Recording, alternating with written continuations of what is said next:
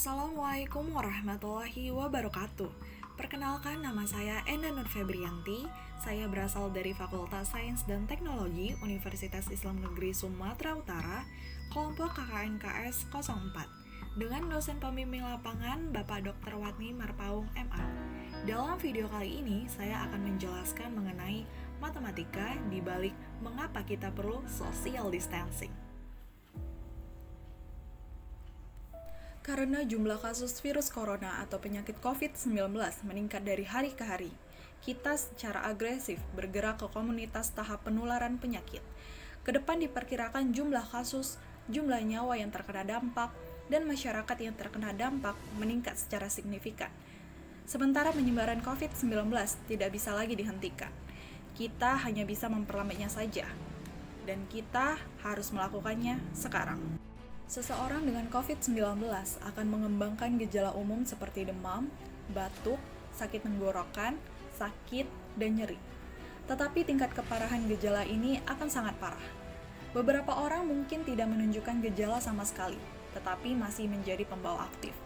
Faktanya, dalam 80% kasus seseorang hanya akan mengalami penyakit versi ringan, sedangkan 20% lainnya akan mengalami gejala parah yang mengarah ke rawat inap. Hanya 2% dari keseluruhan populasi yang terinfeksi yang berpotensi menghadapi konsekuensi yang fatal. Sebagai perbandingan, SARS memiliki tingkat kematian 15% dan Ebola 50%. Virus ini terlihat jauh lebih menular daripada virus flu. Virus secara signifikan lebih tangguh dan dapat menyebar melalui batuk atau bersin, atau melalui permukaan yang terinfeksi yang mungkin disentuh seperti menyentuh mata, wajah, atau hidung. Diperlukan waktu 5-6 hari sebelum mulai merasa sakit dan gejalanya mulai terlihat. Tapi dalam waktu itu, kita sudah mulai menyebarkannya ke orang lain meski kita merasa sehat. Dan itulah mengapa virus tersebut dapat menyebar ke seluruh dunia dengan begitu agresif. Dan alasan akhirnya WHO memutuskan untuk menyebutnya sebagai pandemi. Karena itu, apa yang terjadi selanjutnya pada kita? Sebagai negara bertanggung jawab untuk mengendalikan dan menunjukkan penyebaran penyakit, kita dapat berperan aktif dalam hal ini. Orang yang biasanya sehat memutuskan untuk pergi ke kantornya dan tertular infeksi di sana. Karena mereka tidak langsung merasa mual, mereka memutuskan untuk pergi keluar, menonton film malam itu, atau mungkin makan malam. Di sana mereka tanpa sadar menginfeksi 5 atau 10 orang lagi.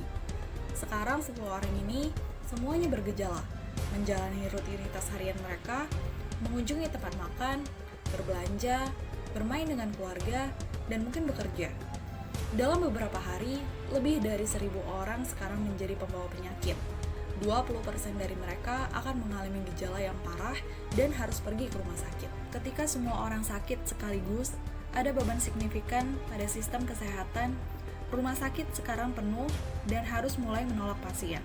Banyak dari orang-orang itu yang kemudian tidak dapat diselamatkan. Orang-orang yang dapat melakukan paling banyak untuk mengurangi kematian adalah kita semua. Untuk memperlambat virus, kita perlu bertindak seolah-olah kita sudah memilikinya, dengan menghindari tempat keramaian, angkutan umum, bioskop, sekolah, dan kantor. Kita mengurangi kemungkinan kita terkena penyakit dan kemudian menyebarkannya. Inilah yang disebut dengan social distancing. Dengan melakukan ini, kita memperlambat penyebaran virus dan memastikan bahwa rumah sakit dapat menampung kasus-kasus yang parah, sambil mengatur beban kerja reguler mereka. Tetapi ini hanya dapat terjadi jika kita semua melakukan bagian kita. Dan itulah mengapa para ahli dan ahli epidemiologi berbicara tentang meratakan kurva melalui social distancing dan sebisa mungkin di rumah aja. Keputusan yang kita semua hadapi bukanlah karena kita akan terkena virus corona, tetapi kapan dan perbedaannya bisa berarti hidup atau mati. So, let's do the right thing.